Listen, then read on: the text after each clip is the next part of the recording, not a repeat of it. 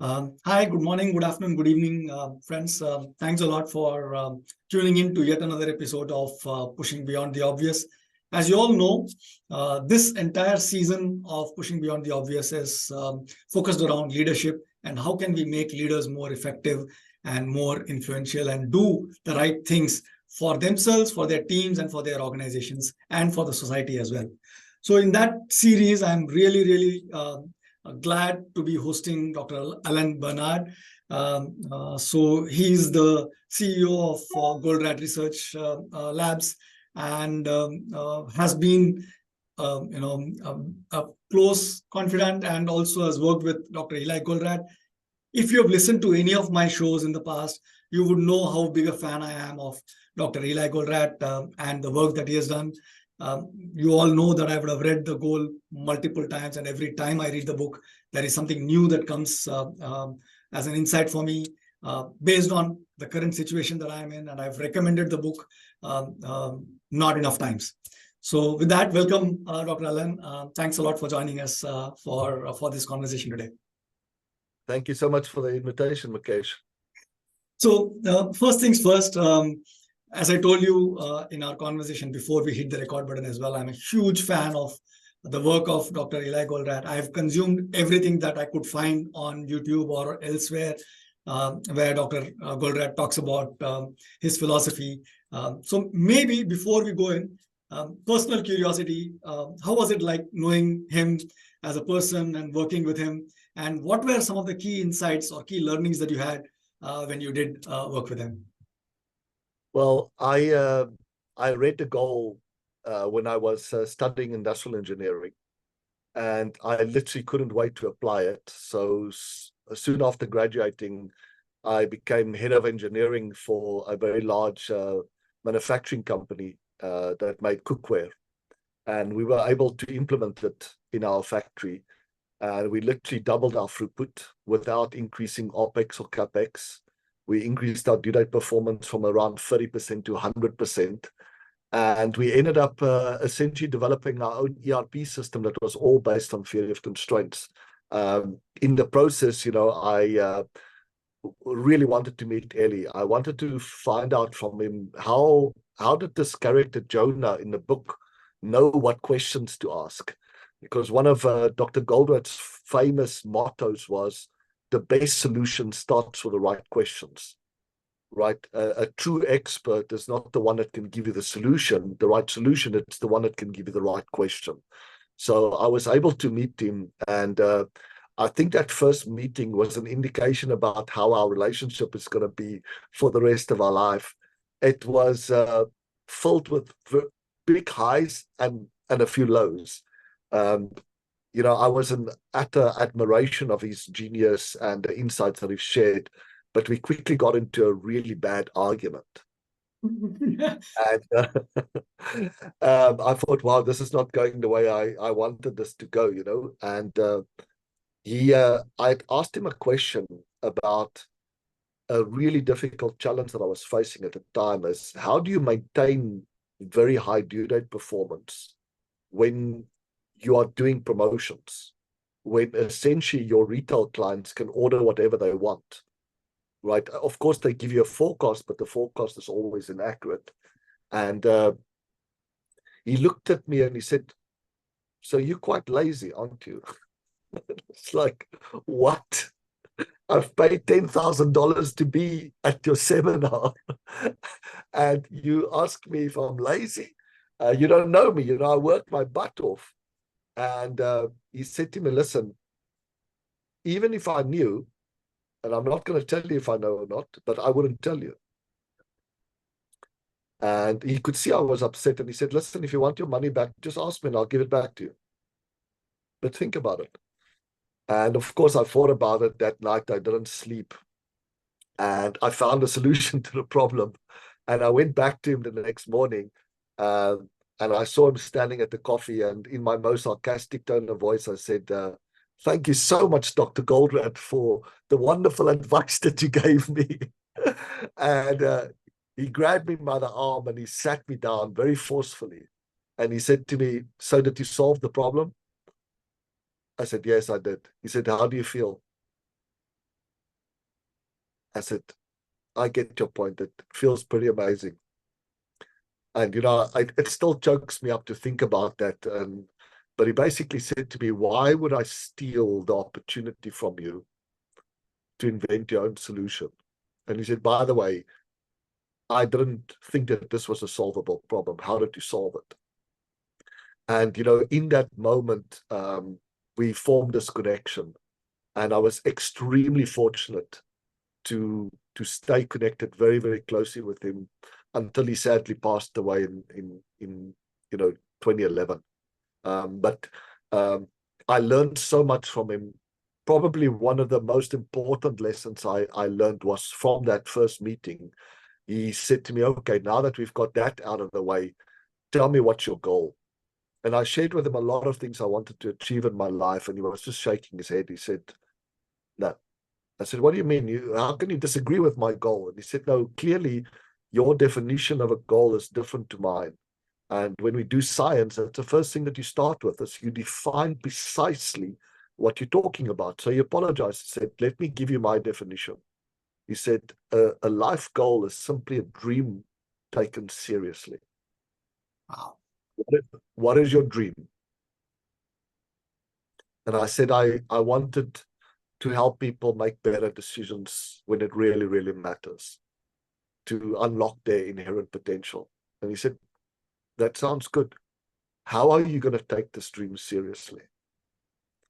And it's a question that inspires and haunts me every day, So that's probably by far the biggest lesson I've learned. And I think for all the viewers out there and listeners, it's an important question to ask yourself from time to time, Do you have a dream? It takes a lot of courage to have a dream.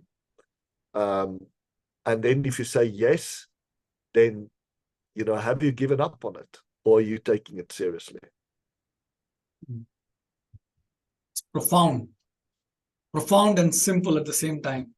It's profound in its simplicity, I think. Very like the Eli that I know, and I have the impression in my mind after having read everything that is written and after having listened to so much of what he talks about. So before we go any further, right? So thanks for sharing that story. I think it raises a lot of questions and thoughts in my mind about what is my dream, and that I need to take seriously, and how am I going to achieve. I'll share with you just one more nugget that hopefully will get you to think, and also the audience. Something else I've learned from him is he said, I will not sacrifice my goal for anyone. I will not sacrifice anyone for my goal. Wow. That's balance. Mm-hmm. And it's an interesting riddle to resolve, right? Yeah. So like everything else, the conflict clouds that he talks about, this is a conflict. And yes, how do you resolve it in a win-win way? Yeah, so that's amazing. So before we move any further, for those of the viewers or listeners who have not come across Dr. Goldratt's work, or who do not understand what TOC as a framework is, can you just maybe explain what the fundamentals of theory of constraints are? I think that there's you can think about it in the following way. It claims that every system has a constraint, at least one, that's holding it back. So then you say, well, what is a constraint? Because in common language, we use constraint for many different things, right? Anything that sort of limits us from improving, we call a constraint. In theory of constraints, what Goldratt did, which I think is quite profound, he said, look, any system has a goal, right? And that goal determines the resources that's required and how much of each resource is required. A constraint is simply a resource that you don't have enough of to achieve the goal. So it's not a problem, it's not an obstacle, it's not a policy, it's not a measurement. It's a resource that you don't have enough of to achieve the goal. And if you think about it, it can be only one of a few things, right? I have a goal, whether my goal is an income or impact goal, I need enough demand to meet that goal. So do I have enough demand for the product or service that I provide? If not, then that's my constraint. I could have enough demand, but I don't have enough capacity to deliver or fulfill that demand reliably and profitably. I could also not have enough supply of some external input that I require, raw materials, etc. Or I don't have enough cash to afford enough of the supply to produce enough of the product or service to meet the demand. So that's the fourth one. So it could be demand or capacity or supply or cash. The one that took us a long time to figure out is probably the ultimate constraint, which is even if you have all of those things, there's many, many opportunities to improve your system. And that puts a demand on management attention. So that's the ultimate constraint, is the number of things that demand our attention will always exceed our available attention. So what theory of constraint says to us is there will always be at least one constraint, sometimes more than one, right? I might not have enough demand and supply and cash and management attention. That's just chaos, right?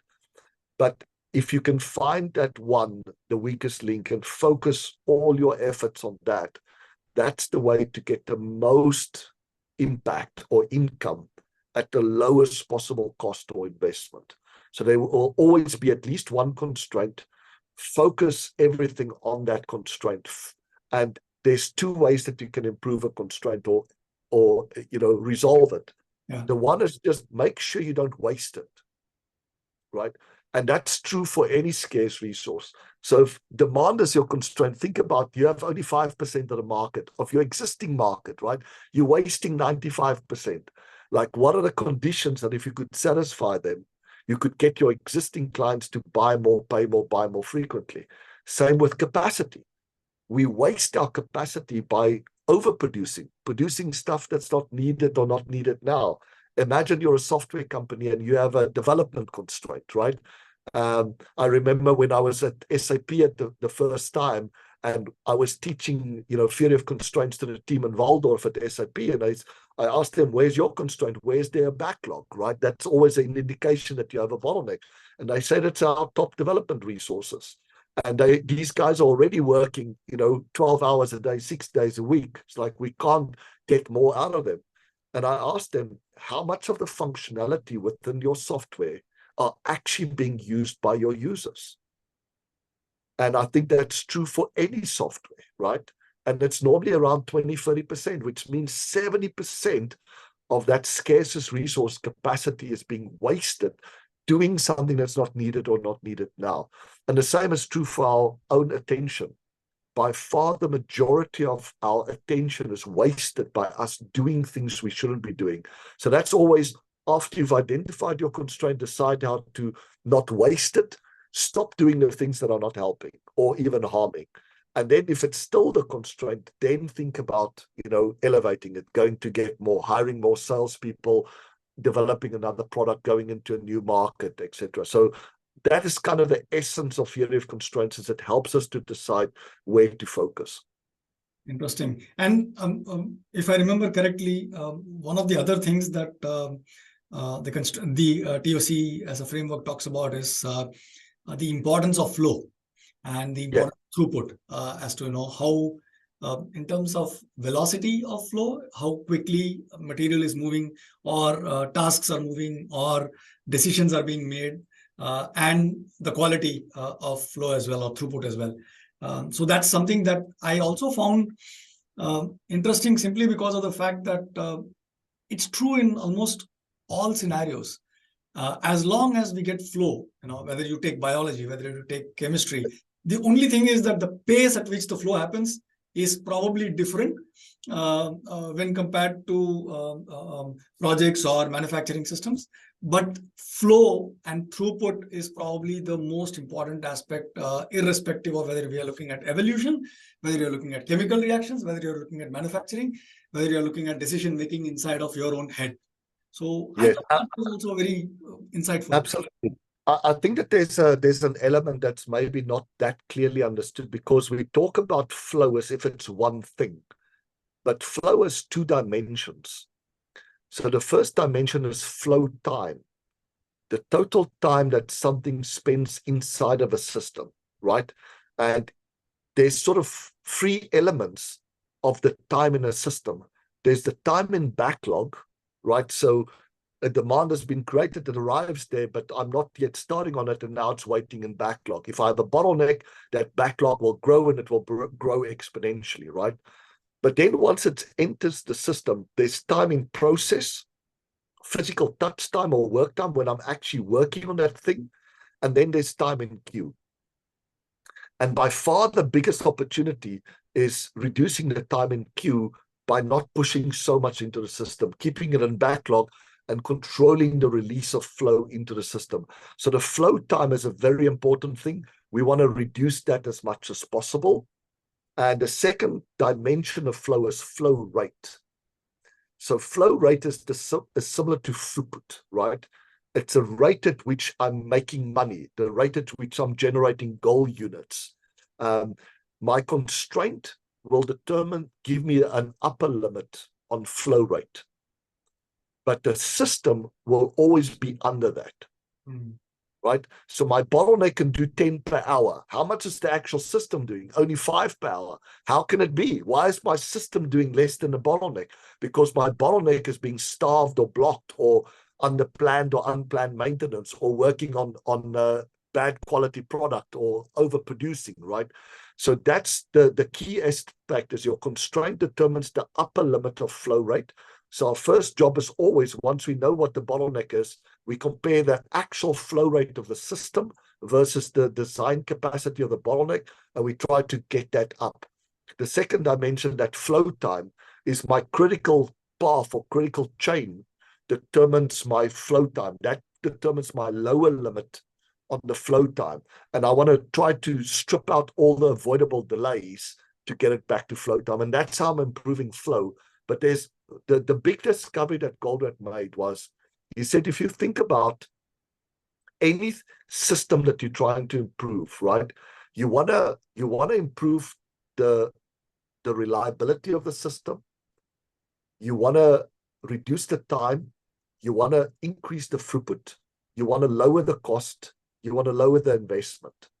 And he asked the question, is there one of these that if you improved it, will almost automatically improve all the other ones? So if I had to create an objective function, right, or reward function for AI, right, what's the one thing that if we achieve that will improve everything? And it's flow. If I can improve flow, all the other things automatically improve. So that's why flow is such an important concept, not just in theory of constraints, but as you mentioned, in almost everything else, every other field, you know. And it's when you think about a business, there's the flow of materials, there's the flow of cash, there's the flow of information, there's the flow of ideas. All of them will dramatically benefit if we can get the flow time down by reducing avoidable delays, and if we can get the flow rate up by avoiding capacity losses. Wow, that's extremely insightful. And I think this applies not just in manufacturing plants where materials move, it also applies in projects. We had Efrat Goldratt on the show a few weeks back, and she spoke about how the same concepts can be applied in a project or multi-project environment. And I think the capacity constraints that the equivalent of improving flow, or one of the ideas of improving the flow, was the very necessity to stop doing multitasking, is something that she spoke about. And that's also what manufacturing plants do when they just plan for local optima, which is they plan to increase efficiency at each working unit, thereby creating chaos in the entire manufacturing plant. That's again something that Dr. Eli spoke about in the goal. So we want to make it real now. So I know there was this case that you spoke about on one of your videos about Tata Steel UK and how they went from making £1 million per day loss to £1 million per day profit. So can you just explain what the situation was and what was the intervention and how did that change and what did the team learn from the entire experience? Yeah, I think it's a very interesting example. I worked very closely there with Bamlandra Jha, that was the CEO at the time. He came from Tata Steel India. I'd worked with him there to implement theory of constraints. He moved to Tata Steel UK, and what had happened initially, Tata sort of India let Tata Steel UK kind of do their own thing. Said, we didn't want to push down any methodology.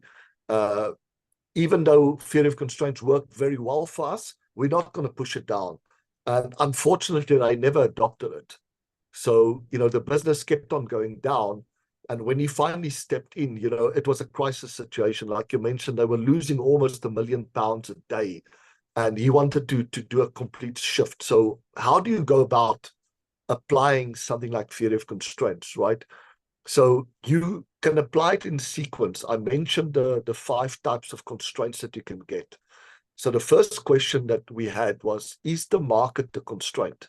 And at that stage in steel, and it's pretty much most of the time, whatever you can produce, you could sell. So it's not market demand. Then it's about capacity, right? Do I have enough capacity to be profitable? And that was where the biggest obstacle was, is yes, there's capacity, but somehow we are not utilizing the capacity or managing the capacity well. And it's something that you've read the goal a number of times, right? If you reread it again, there's a portion there where Jonah, the mentor, tells Alex Rogo, which is the plant manager that's in a crisis, he says, you don't know how to manage your capacity. That's the problem. You are wasting your capacity producing stuff that's not needed now. You're releasing stuff too early, right? Or too much, etc. And I think what's very interesting is that on the surface, the principles are always simple and universal, right? Don't waste capacity producing stuff that's not needed. Or like you said, control your work in process. Don't multitask. These are principles that's universally applicable, and it's very simple to understand, but they're not enough.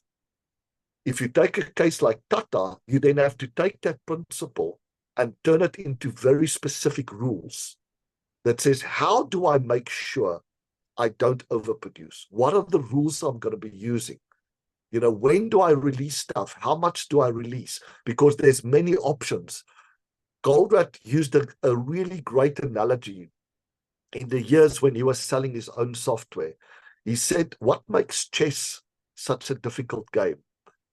It's not that the rules to play the game is difficult. It's simple enough that you can teach it to a child. The same thing with, if you go into a new industry like steel, the actual rules to play the game is not that complicated. What's difficult to figure out is the rules to win the game. For 2 reasons. One, there are so many options, like in chess, that I can try. There's so many strategies and tactics that I can try. How do I know that which one is going to allow me to win?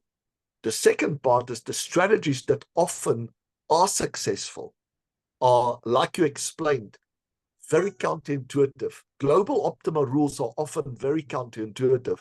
And that was where we focused on. We were trying to figure out what is causing avoidable capacity losses.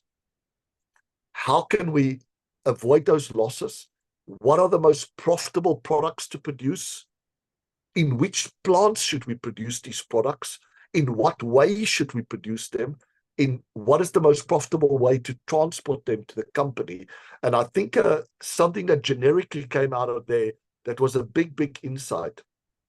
Tata had a few years back hired one of the top consulting companies to identify for them what are the most profitable way to produce any coil of steel, and what's the most profitable way to transport that coil of steel to the customer. Now imagine you have this decision rules sitting in your IT system in SAP, right? So customer places an order. It says it's this grade of steel with this finish, this with this thickness, etc., this surface coating. It goes into this lookup table.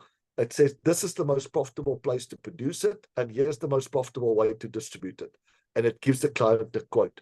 When we got in there, what we found was there were areas that was massively flooded, right, with work, too much work in process. In fact, we couldn't find a parking bay because there were coils parked outside in the parking bay. There was just too much stuff in some plants, and other plants were almost completely starved of work. And this was a big lesson, is that theory of constraints says a constraint is important because you can't make commitments without considering constraints, right? But also how you allocate constraints can make a big, big difference. And what they were doing, they were using static rules to allocate capacity. What they should have done is they should have created a dynamic rule that considers the loading Existing on loads. resources at the moment and dynamically said this is already over allocated. If we keep on giving it more work, the lead times will just grow exponentially.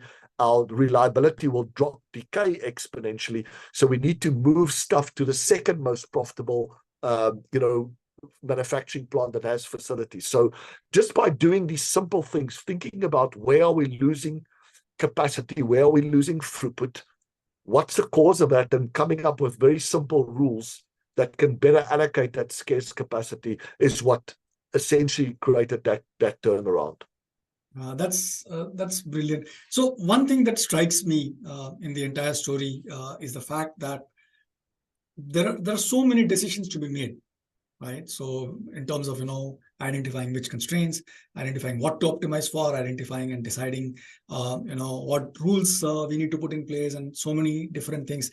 And all of these are decisions that leaders need to make on a day-to-day basis, or at least at one point in time, and then embed it within the culture of the organization or the operating fabric of the organization, so that the rules are being followed. Because there are innumerable examples where you put in the rules, but nobody follows them, and it's just a waste of time, energy, money, and all of that. So as this season of the podcast is focused on leadership and how do we make them effective, I think one way to help leaders be a lot more effective is to help them make better decisions and to avoid making bad decisions.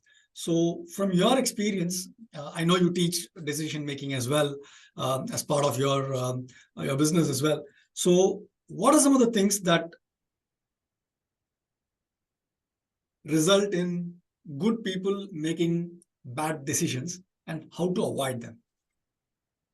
Yeah, it's a great question. I think the first one is that we completely underestimate the impact that emotions have on our decision making, right? You imagine a buyer that is being offered a great solution, maybe a technology solution like SAP. Why wouldn't they buy? We tend to think, well, they wouldn't buy if the benefit is not more than the cost, right? Then there's no value, there's no ROI. But what if the benefit far exceeds the cost? Why would they not buy? And what we know from a psychological perspective is our emotions are trying to protect us from harm. So we often are, if a salesman pitches to us, if they say there's a benefit of 20 and the cost is 10, to protect ourselves, we look at that and go, salespeople always overpromise. So probably that 20 is 10, and they always underestimate the cost. So probably that cost of 10 is actually 20, and now I'm getting a negative value. And as a result, I don't buy, right? So that emotional fear of, making a bad decision can often cause us to look at reality in a very biased way. And the way to overcome that is essentially using technology. That's one of the reasons why my research lab now develops digital twins. Because in a digital twin, you can use data that's, for example, already sitting in an IT system like SAP and build an accurate model of not just a business process or full business, but even a whole supply chain.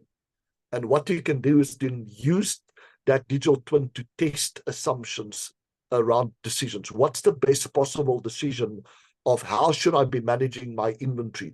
How should I be allocating capacity? How should I make buy decisions? All of these things, there's a lot of uncertainty and variability, and our human mind simply can't cope with it. So those are the two primary ones. Is emotions really impact us, and then we need a way of overcoming that emotional bias. And the second one is the level of VUCA in the system, sort of volatility, uncertainty, complexity, constraints, and ambiguity of competing objective. It makes it very difficult to know what the best decision is, and that problem can be solved with digital twins. Interesting. And what about making decisions, not necessarily technology decisions or business decisions, but decisions for in our personal lives? So is there anything that you based on your research know that we are tripping on or making that lead to bad decisions? Sure. So I think that the first thing is to give ourselves credit. It's we are making around 35,000 decisions every single day. Luckily, most of them are on the subconscious mind, and they're being made in fully automatic mode. What we eat, what we say, how we dress, how we get to work, all of those things, right? But there's a few of them that matter a lot. And getting those right or wrong can make a big difference. So there's this very useful framework that we teach in decision making, which is E plus R equal O. So E stands for the events that happen to us in our personal life or in our business. The R is the response, and the O is the outcome. So the mistakes that we can make is we become anxious about events that actually is not important, or we can't do anything about it, right? So we need to make sure that whatever event happened is really important to us in our personal life or in business, and that we can actually do something about it. The second mistake we make is we don't respond, we react in fully automatic mode, and that can often cause us to overreact or underreact. And the last mistake that we make is that on the outcome side, we actually seldom think about what's the outcome I really want, and then decide what's the best possible response to get me there. So imagine an event happened, right? Your subordinate says something that you believe is disrespectful. It triggers you, you react to it, you lose your temper, right? And the outcome is that they lose their respect for you. Right? You feel fully justified to lose your temper. They feel fully justified to disrespect you now even more. Compared to saying, okay, they said something that was disrespectful. Most likely it wasn't their intent, right? But still you felt that they were disrespecting you. So now you can think about it as a good leader, right? Or as a good parent, if it's a personal thing. What is the outcome I want? I want them to be aware that what they said is disrespectful. I want to let them think about it and make sure that it doesn't happen again. And now I think, okay, to achieve that outcome, what's the best possible response? And just taking that brief moment where we are resisting the temptation to react immediately can help any situation be better or even much better. If we allow ourselves to react, especially if it's in a negative way, we can make any situation worse or even much worse. Yeah. So maybe switching gears a little bit here. We spoke about constraints. We spoke about improving flow. So I just wanted to pick your brain on how do we identify some of the constraints that are existing in our belief systems? So is there some way for us to kind of figure that out as well using the theory of constraints? Yes. So in theory of constraints, Dr. Goldratt developed the thinking processes, and there are a number of them. There's a thinking process called the current reality tree, the future reality tree, the evaporating cloud, strategy and tactic tree, transition trees, etc. all of these thinking processes basically share one objective. When we are mapping out our logic, whether it's necessity-based logic, where we say, in order to achieve this goal, I must do the following, or sufficiency logic, that by doing this, this will happen. All of these tools help us to verbalize our assumptions. Hmm. When we verbalize our assumptions, it moves it from the subconscious to the conscious. Once it's in the conscious, we have written it down, we've typed it into an app. We can then look at them and go, really? Is that really true? Hmm. Right? So the generic way of exposing our assumptions is by being asked the right question, right? As imagine somebody that's struggling with quitting smoking, right? And you want to find out what's their limiting assumption or belief. Do you think that there's a chance that their limiting assumption or belief is that somehow smoking is good for them? No, I don't think so. No, they definitely not ignorant, right? It's like the joke where the guy walks up to the woman that's smoking saying, "Excuse me, ma'am, your smoking is bothering me." And she goes, "Bothering you? It's killing me," So it's very seldom ignorance. What you want to ask yourself, if you have an addiction yourself or somebody else that's struggling with it, is what are you scared of giving up if you stop tomorrow? Hmm. And if somebody is smoking, most often the answer will be, it helps me to cope with stress. Or What it helps me. because people typically go smoking together with someone else. Right. It helps me to form connections, right? Now, as soon as you say that, now you've written it down. Now the mind can start questioning it, right? The first one is it really true? Does smoking actually help me cope with stress? Or is my mind fooled, right? I'm starting to run low on nicotine. I replenish the nicotine. It gives me relief. And now I feel less stress, but it has nothing to do with my stress level. It's really about replenishing nicotine. Okay. The other assumption is that the best way? Even if it did help, is it the best or the only way to cope with it? No. Well, how do other people cope with it? Well, some people do exercise. Some people meditate, right? Some people do breathing exercises. So that's the key for finding these limiting assumptions or beliefs, is asking yourself the right question. And once you answer the question, you've written it down, then you can say, really? Is that really true? What else could be true? What else can give me that? One way that I've developed to help people verbalize and challenge one of our most limiting assumptions is when we think that something is impossible. That's my passion, right? Helping individuals and companies achieve impossible goals or make impossible decisions or solve impossible problems. And a generic solution to all of those is you ask yourself or you ask them, it's impossible unless.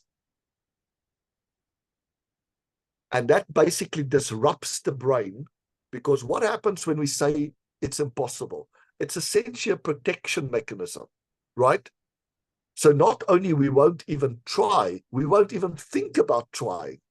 It So also we say it's tells you, impossible yeah, it also to tells you protect us. all the reasons why we can't achieve it.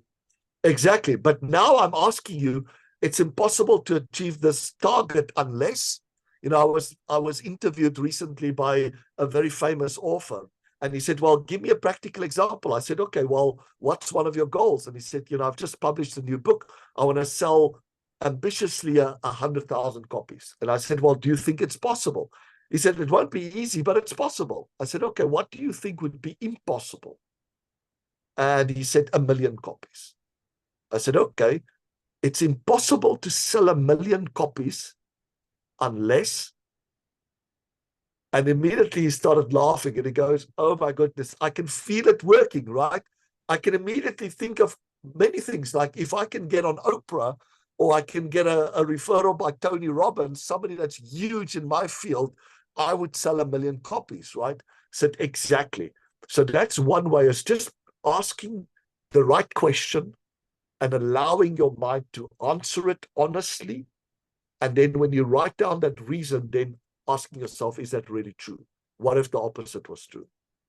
Yeah, that's great. One of the things that I have realized from experience and from having read many great authors is that the way our brain or mind works is that, it answers any question that we ask of it.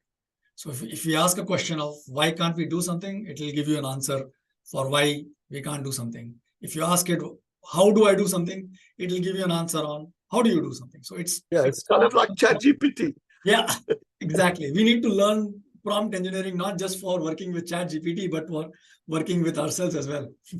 Yeah, exactly. And the more specific and clear you are with your question, the better the answers. One of Dr. Goldratt's mottos were the best solutions, the biggest breakthroughs starts with the right question. We hire experts not to give us the right solution. We hire experts to ask us the right question.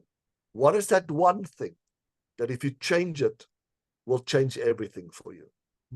So that brings me to the next question, which is obvious, right? So how do I, as a leader, learn how to ask the right questions? I think the first thing is the basic foundation is to be curious, right? And what attracted me to the goal was in the foreword of the goal. I'm sure you remember that. Dr. Goldratt describes to me in the most simple terms the scientific method, right? He said, to make a breakthrough in any field that you're passionate about, you just require 2 steps. The first step is have the courage to face an inconsistency.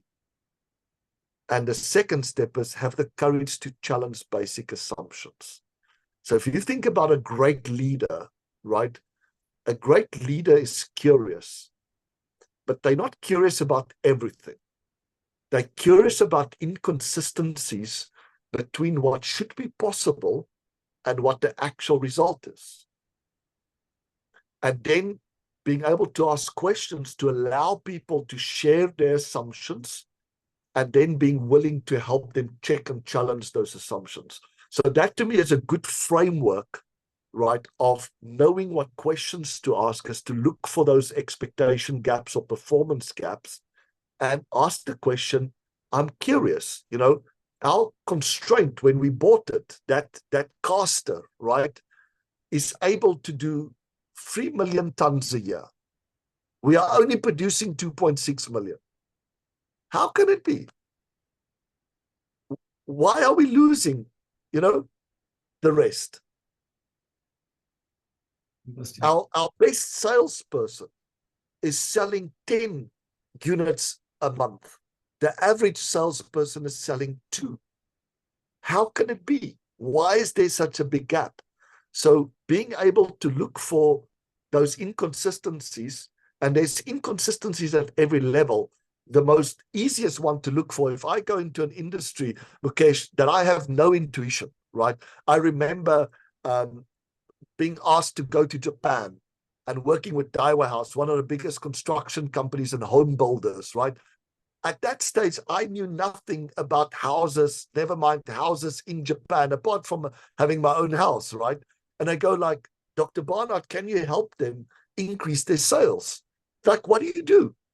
So what I did was I had all the salespeople in the room, and I said to them, who's the top salesperson here? Who sells the most houses? And they told me this person's name. And I said, how much does the average salesperson sell? So I'm looking for an inconsistency between one person selling 10 and the other one selling 2. How can it be? And now I'm bringing them forward and I say, can you explain to me why you sell 10 and the rest 2? And you know what he said to me? He said, nobody's ever asked him that question. Because people just thought he's lucky, he's selling in a region where there's very little competition or whatever it is. So that to me is the curiosity has to come from not curious about everything, curious about the performance and the expectation gaps, and then asking why. Very interesting. And I also think that doing this, gives a leader the ability to ask why and why not, both. So once you've identified why is there an inconsistency, excuse me, they can then go on and ask, okay, how do Why we not? Why can't we close it? Yeah, correct. Absolutely, absolutely. And because it could be, right, if you think about step 2 as being willing to challenge assumptions, there's only 2 assumptions that's relevant when we see a gap. There's the assumption on which our expectations were based, and there's an assumption on which the actions were based to realize that expectation. Unfortunately, when there's expectation gaps, it causes stress and anxiety. So we can't tolerate it for long. So guess what people do? They do one of 2 things, neither of which is very productive. Firstly, they find somebody to blame, right? Or secondly, they lower their expectations. To match the current reality. Exactly. Rather than saying, what actions did we take to realize those expectations? And what's the assumptions on which we base that assumptions? I'll give you an example of something that you mentioned earlier that I think is really critical for leaders. The question is, how should we measure people? Should we measure them on the performance that they are achieving? Or should we measure them on the compliance to the rules that we've decided is the best way to achieve the performance? Now, you know which is the most common one. We measure them by performance, right? Performance. Yeah. And then we are surprised that they don't comply to the rules. And now when we don't get the result, we will never know, is it because we're using the wrong rules, or is it because the rules are not being complied to? I had a recent case with a very large mining company. They were using SAP, and for some reason they got convinced that there's another software for maintenance that's better than the SAP module for maintenance. So they invested in this, right? And they asked me to go and do an audit to see that they actually get the results of this big investment that was almost $100 million into this maintenance software. And it was clear that they didn't. So then I said, I wanted to check the compliance. So of all the recommendations that the software is making of what to buy, when to buy it, how much to buy, what is the level of compliance? Because it was 50%. Right? So now the problem is, I will never know. Is it the bad recommendations or the non-compliance? Right? And for me, the recommendation is you should measure and reward performance at the company level. But everybody else, the primary measurement should be, listen, we agree on what rules that will optimize the system, not the parts of the system. And your job is to comply to these rules.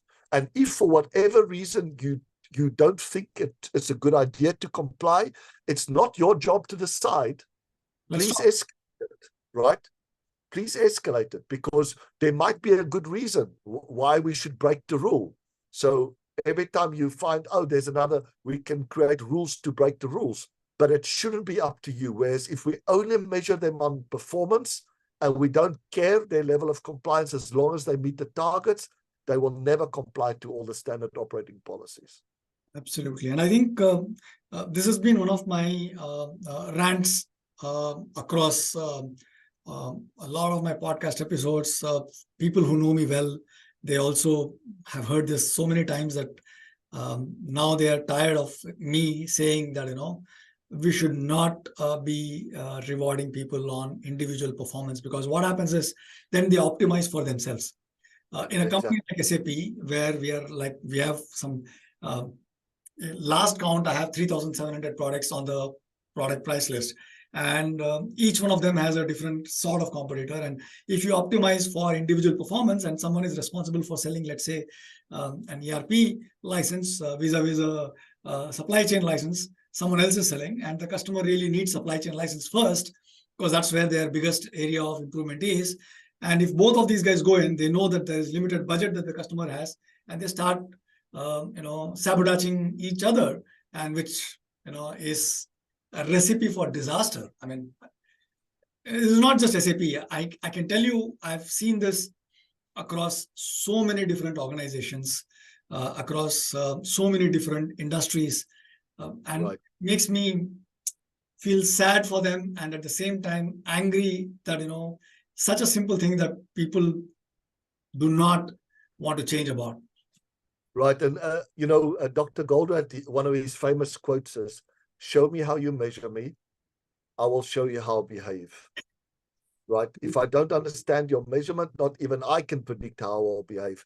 But that's something that we've seen, is that in many organizations, the core problem in the organization is local optimization measurements. So the connection between the constraint and the core problem is the behavior that's causing us to waste the scarce resource, right? And often it is not ignorance, it is just the wrong measurement. And the steel industry is a very good example. Another key aspect, we talked about Tata Steel UK, is imagine if your primary measurement is tons per hour, right? What will the casters do? What will the mill do? So They will produce those products that maximizes their tons per hour, right? Does that explain why their due date performance is 30%? Because the primary measurement is not due date performance, it's tons per hour. You meet your tons per hour goal, we leave you alone, right? You don't meet your tons per hour goal, we're all over you. So you choose, right? And that's why they can't escape out of this vicious cycle where they're producing stuff that's not needed now.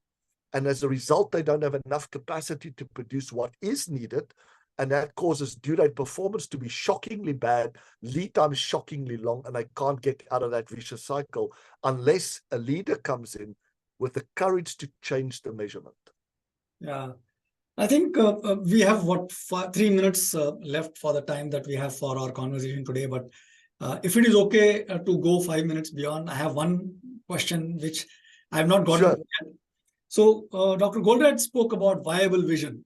But I think he passed away too soon for him to actually realize that vision. So where does that vision stand? And if you can just take 2 minutes to explain what viable vision is and share with us where, if someone is actually working on it, do we have any real life case study where it has actually been achieved? That'll be really great. Yeah. So we started that initiative back in 2005, and it started with Eli challenging business owners to have a target that is so ambitious they believe it's impossible.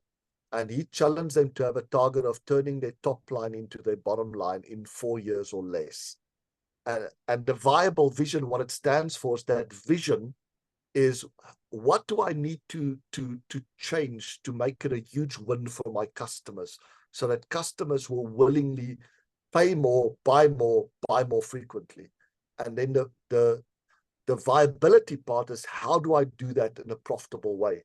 So by the time that Dr. Goldratt passed away in 2011, we already had 5 years of case studies that showed that in many industries that we never thought that this was possible, that actually it was possible with the right leadership, using the right focusing methodology like theory of constraints. A good example is a company I worked with in South Africa, Premier Foods, staple food company, 150 years old, razor thin margins. They were one of the viable vision projects. They grew the company's market capitalization by 7,200% over a 6-year period. The highest growth on any company on the Johannesburg Stock Exchange at that stage. So certainly it is possible to do that. And we still challenge companies to do that and coach them through figuring out what's the few things that they can change to make that seemingly impossible goal possible. Super. So last 3 questions that we end all our conversations with. First is, one of the things that is super important is to constantly learn and reinvent ourselves and keep us up to date. So what is your way of continuous learning? Yeah, I consume a lot of information. I read, I use apps like Blinkist that allows me to read a summary of the book in, 15 minutes. And then if it's very important, I will go and get the full book. I also listen to the audiobook. It helps me retain more while I'm reading and listening at the same time. I watch YouTube videos of experts in my field. I attend masterminds, but also I'm still involved in academia. So I normally supervise a few PhDs, and that keeps me sharp in terms of what the latest research is, etc. Super. So the second one is there any piece of resource, could be book, could be video, could be anything that has had a significant impact on your life? I mean, apart from Dr. L.A., of course. Yes, of course, Dr. Ellie Goldratt is right at the top of my list, but there's a couple of other people that I've really studied very carefully. Herbert Simon is one of them. He was one of the founding fathers of AI and operations research.